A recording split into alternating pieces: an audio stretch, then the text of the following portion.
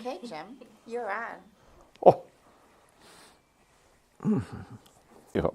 You're welcome. My pointer. No.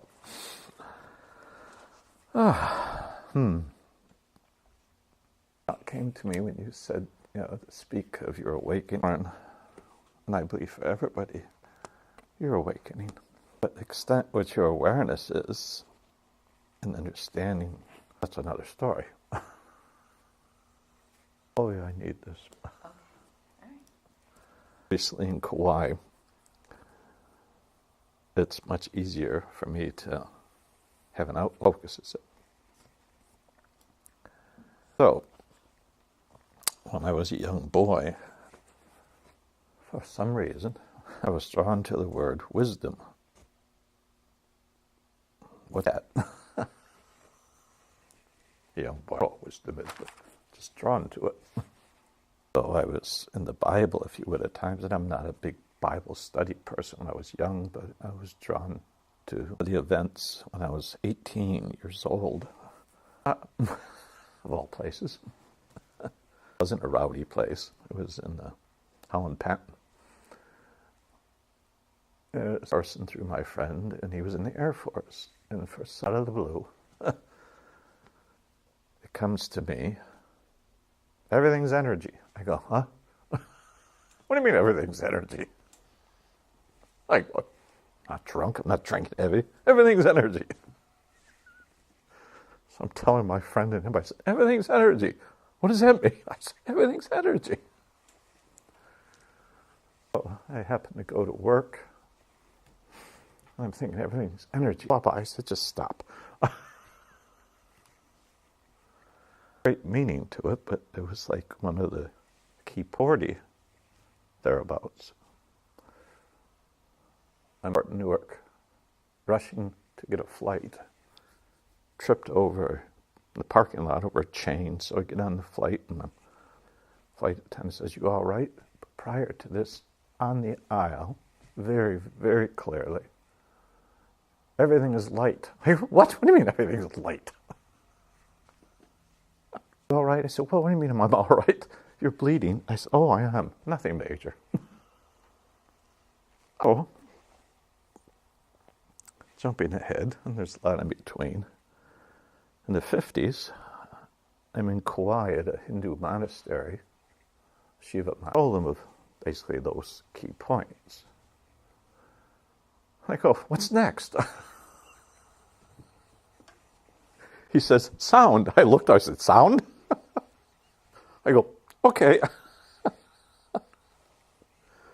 And he also told me, nicely, thinking, thinking, thinking. I go, yeah. Thinking, thinking, thinking, he goes. Very logical, very scientific. I've learned to quiet the mind of thinking. It takes quite a bit. Still working at it. So, as part of this journey, another wallet is meeting a Seneca elder who was passed. Edna Gordon was her name. Clan. And her and I would just know when we were to talk to each other. Oh, yep, time. And she had great insight, o'clock in the morning or whatever, and she would write poetry. Feisty woman, too. But the connection, looking horse, he carries this bundle of calf woman or white buffalo. So I've been at lodge with Arvel. All natives, I was the only white man there. What I saw within me and what was said, it was beautiful, feminine, divine. It's not just, as you all know, I'm sure, not joke. I asked them, I said, Arvel, World Prayer and Peace Day, had the circles coming back together. It's Lakota. What you believe in, what philosophy, what religion, what truth. Honor it. And honor it. So from there, I went to Rishikesh, India. the invitation of Swami Vedabharati, I went to surprise. I showed up because I was with him in New York City. I was asked to stay back, and he never asked anybody to stay to talk. I was asked to eat with him, 4 or 5 of us. I started laughing. I still laugh. He's passed. He says, I see a light in you. Come to Rishikesh and study. I go, huh? He doesn't know me. So I look at his schedule. He's going to be in Florence, Italy. So I go there. I show up and I introduce myself to him. He knows who I was. And he goes, oh, hits himself in the head. Jim, I'm sorry, I forgot. I said, you're so many people you see. And we talked of Dr. Emoto. I had met Dr. Emoto in Kauai. He had been in conference with Dr. Emoto in Holland. So he says, Jim and I have had some conversation. And I said, okay. So then he sends a messenger private. I go, the messenger goes, study in private when he's touring. I go, I don't know. Do you want to see me? So my ego jumped up there. I said, come back down here. So we talked about Chief Arvo Hearts. We talked about unifying streams consciousness. And there was a meeting of elders of all philosophies and faiths in the United Nations. So was Arvo. He says, tell me more about you. I said, I have a belief the world it needs help. And I said, the children are a very important part of this. He looked at it. Come to Rishikesh and meditate in silence for 10 or 30 days, whatever comes to you. I go, okay. So I talked to the person who headed this thing up and whatever. I told him, met with him, what happened. She goes, I don't know what I would do for 10 days of silence. What are you going to do? Out of my mouth, without a thought, no thinking, says, I'm going to talk to God. I just said that. Yeah, I did say that. So I did go to Rishikesh, and I spent 10 days of silence. One of the revelations to me that came in spirit, and I tell people this story because it's very moving, I think it's powerful. I heard the word meditation and mediation. Talked about the conflict within a person. But God, what are you telling me? Meditation, mediation. For T to mediation, what do you get? I had meditation. I go, oh. What's the T? It's the truth. And I shared the story with a few very close friends of mine. One was Moses, whose family came from Israel, who's now a Christian, but he's Jewish. And his family told the story. He says, Jim. I go, what Moses? The T. I said, what Moses? It's the cross. I go, well, isn't that the truth? He starts laughing. I start laughing. He goes, yes, of course. I told the story to a friend of mine who's the principal of a Jewish synagogue school. And she said, Jim. I said, well, isn't that the truth? Of course. And one more, and there's more, but I'll stop at this one. I spoke with another friend, because I'm very close with the Native Americans. It's the T's for the teepee, their truths and their depths of meaning. So from there, I came back and for 30 days of silence. I heard very clearly within me. I go, okay, God, what now? He says, glory and sacred heart. I go, what's that mean? What's glory? Glory be to this. What's glory?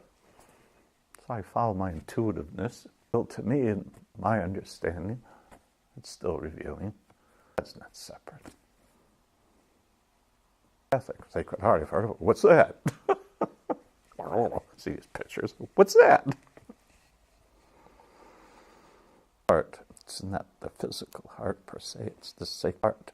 And yet this physical area, it's the consciousness. So, one of my sisters, Swami Nitya, I met in Rishikesh in that 30 days of silence. I was supposed to say a word, so I go to the airport, drop off my friend, and she's there to come back.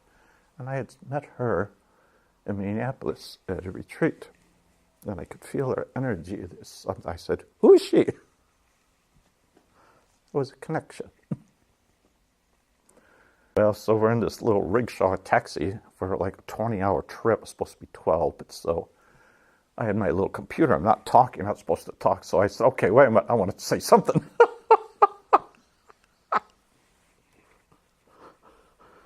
So she's telling me about her in Cornwall. I said, Cornwall?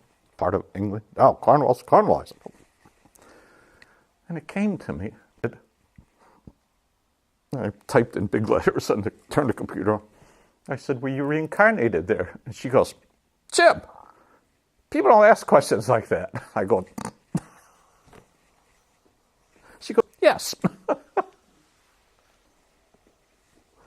Gave me a book, which I'm not supposed to read.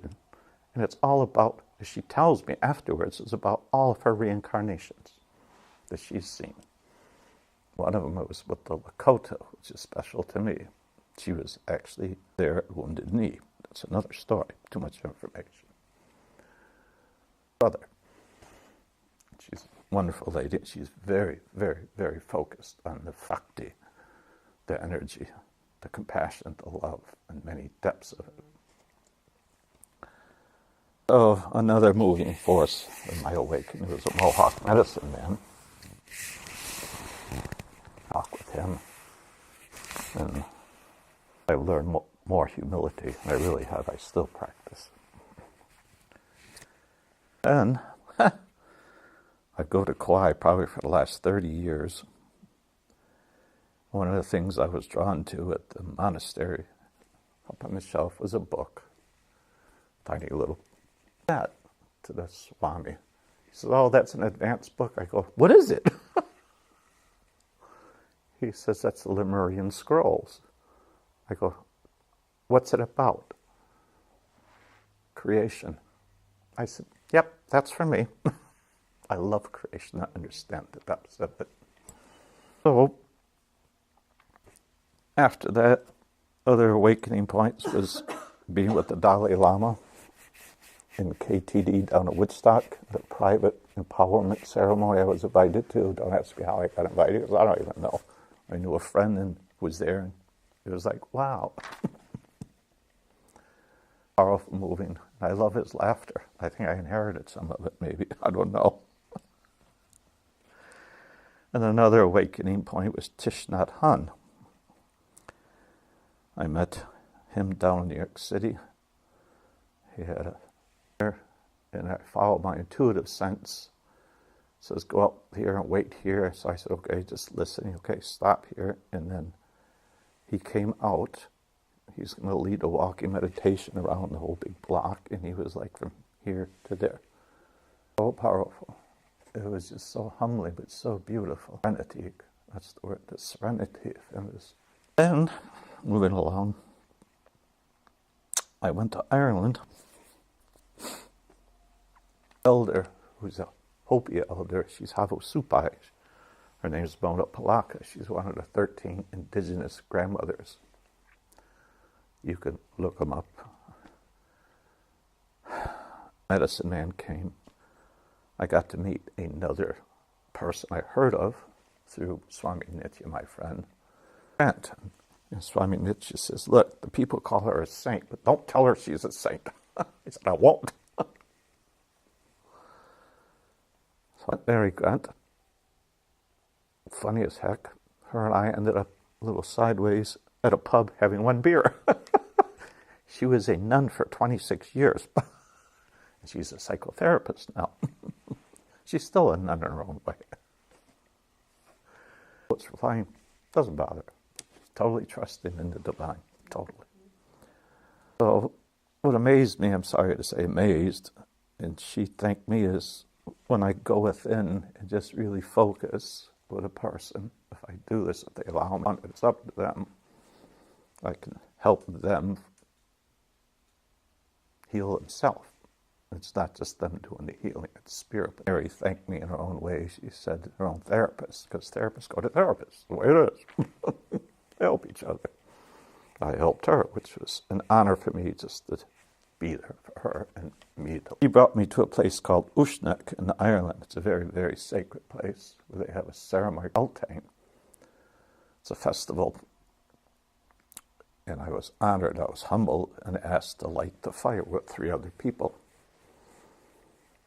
It was beautiful. I'm there, whatever's for you, whatever you feel, and doctrine, just go there. Enjoy it all in. And yet, from that, I almost left one out. I went to Israel.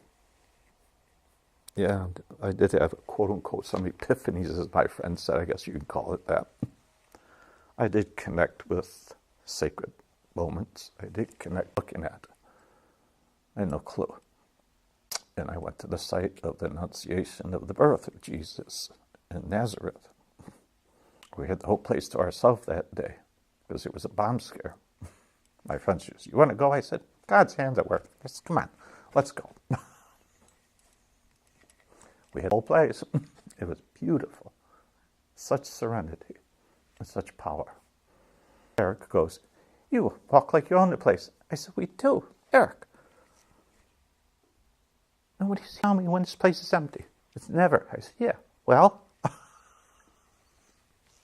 So it's a special. So at the crucifixion site, as I told Swami Nitya, it was overpowering. Many steps, too long a story to get to. All of a sudden, out of my mouth, and the tears just came. I said, "They killed my brother." I go, "What did you just say, Jim?" It's what came out of me. So the monk says, he could see I'll sit down now, because he asked me before. I said, "I'm fine." "What do you mean? What do you mean sit down?" I sat down and I was watching them light candles. And then my prayer, which came to me to say with no thought, is put the candle down. And then it came back, it wasn't complete yet. I looked dark area over here. There's 2 major altars here. I said, no, I took another candle. I don't know why. I don't know why I did in the darkness. So, moving on. I'm almost done. I went to Mauritius, which is an island off of Africa, for a retreat for 14 days with like 4 swamis, a Sakguru, and the teachings, total teachings, ceremony, meditations, quiet. Highly moved at one point when a very clear vision of Ganesha, which is a Hindu god, appeared to me very joyously and very content at the same time. And it was a white Ganesha. I said, okay. Okay. So I have to throw one more piece in, then I'll stop. When I was in Kauai, a dear friend who's passed told me of the ancient times when the native Hawaiians were on the island. Their gods spoke to their people, so you have to get off this island and get out of it, they're going to kill you. So the people did. The boat is praying to God Pele, and they go, "Where are we going? What do we do? It's storming, like, where are we going?"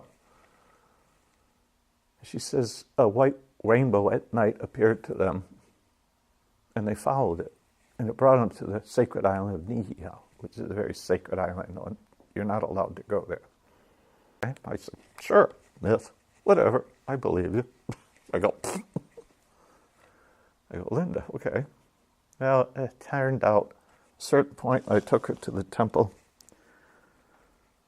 She saw this land she never saw before. She broke down in tears after going to a puja, it's called. And she says, don't tell anybody you want here, Jim. I said, I won't tell anybody. Linda. Just experience it. Take what you want from it. Tears flowed. She saw the beauty of the Waialua River comes near the temple. I said, what are you crying about? She says, it's so beautiful. She could feel it too. People never told me. Because the Christian affected her, took her away from her true native Hawaiian effect. She went back that night. I got called, Jim, you got to come see this. My friend and her, go get Jim. I go, okay, what? He's got to see the white rainbow. Went outside at night, and then there was an arc of the white rainbow. I said, God, I see it. I got it. I don't know what you're telling me, but I see it. Last but not least, recently I was in Sedona. I went there, and I had a healer. I met the butt, actually this piece of jewelry. And it's a bear, and there's a horse in it. I like that she smiles. So I asked her, out of my mouth comes to this woman who was 20-year Kundalini teacher, who was enlightened in her own way, or stopped doing that, and just sacral healing. Sacral, what do you call it? I don't even know what it is. She goes, I used to do that, but I don't do it anymore, but I know somebody can. So getting to the point, she hooks me up with this beautiful woman, went to her house, and I said, I know of the white horse within me. I know of the white bear. So she did her healing. There was a dark within this side of my mind. I go, yep. Sending her love energy, which I had to have. White lion. Lion, I don't know why, but yeah. And she says at the center is about, you will see a blue light. Don't think about it. So now, my name in Hindu now is Tandava, which means dancing with Shiva. Shiva is, quote-unquote, God, if you want. Power, higher power, divine energy, whatever you want to call it. Choose what you want, whatever you relate to. Waiting patiently for the last part of my name, which I think I know what's coming to be when the Sadguru will give it to me. And a little tangent is the Palladian masters is very important. It ties to the natives. The Bible talks of the Pleiades, but it's a very powerful, powerful thing. So I'll look at the person I'm talking to and just feel them. Yes, I feel it. I understand it totally. I just knew it was there. It was like a tool to feel the person. And then I could connect with them in many ways from all different cultures and all different levels of management, from top executives. I asked the guru once, I said, so sensitive energies from the person or the environment or a spirit or whatever. And there's ways of, would say, of the soul body. Yeah. And very important. I put it at the top and I left out probably the most important thing to me. As I say, learned, you're not your mind, you're not your body, you're part of the totality. When you can quiet the levels in consciousness, and there are, you can talk about them all you want until you actually experience that. Experience it. Don't think about it. Experience it.